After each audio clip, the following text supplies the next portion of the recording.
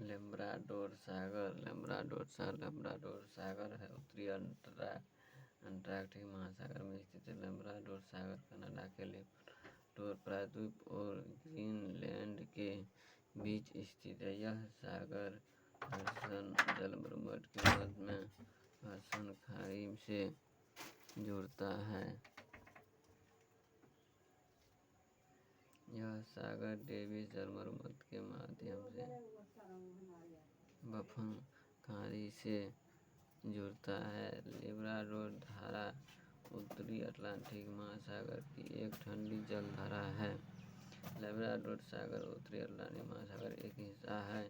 भूमध्य सागर एक अंतर्महाद्वीपीय समुद्र है जो पश्चिम अटलांटिक महासागर में से पूर्व में एशिया तक फैला है। यह यूएसए को अफ्रीका अलग करता है। लैब्राडोर के शीतकालीन संवहन से एक ठंडा, ताज़ा और घना जल द्रव्यमान लैब्राडोर समुद्री जल बनाता है।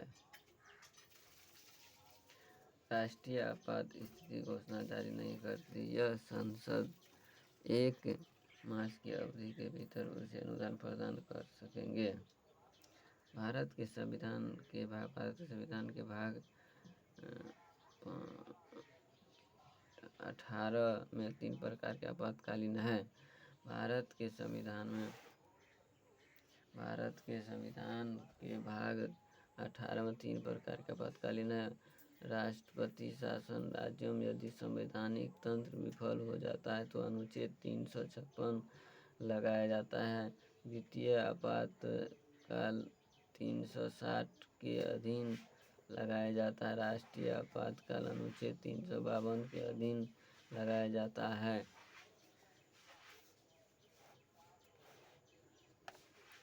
वित्तीय आपात अब तक भारत में एक बार भी लागू नहीं हुआ है।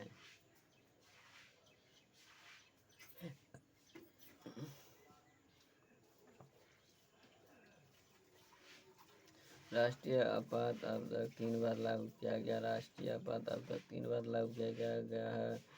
3 बार विदेशी आक्रमण और 1 बार आंतरिक अशांति के कारण लगाया। अनुच्छेद 352 के अधीन राष्ट्रीय आपातकाल विदेशी आक्रमण, सशस्त्र विद्रोह और आंतरिक अशांति के आधार पर लागू किया जाता है। संविधान संशोधन के अधिनियम द्वारा यह व्यवस्था की गई कि आंतरिक अशांति के आधार पर राष्ट्रीय आपातकाल की घोषणा नहीं की जा सकती।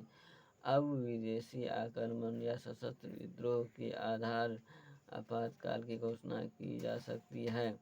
भारत में अब तक 3 बार आपातकाल लागू किया गया है।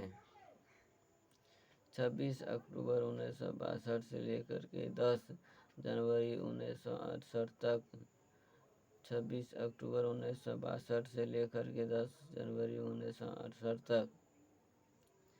3 दिसंबर 1971 से लेकर के 27 मार्च 1977 तक। 25 जून 1975 से 22 मार्च 1977 तक।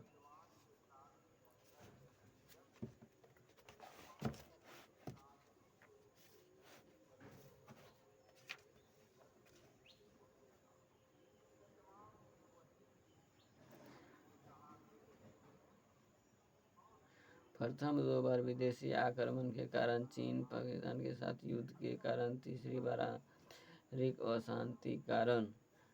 आपात की उद्घोषणा 1 माह के भीतर संसद द्वारा इस अनुमोदन किया जाना चाहिए। अनुमोदन के बाद आपातकाल माह तक लागू रहेगा।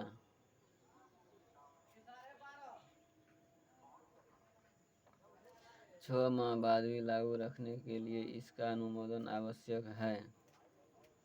उच्च न्यायालयों में तदर्थ न्यायालयों उच्च न्यायालयों में तदर्थ न्यायाधीशों नियुक्ति अनुच्छेद 22 224 ए के तहत जारी किया जाता है।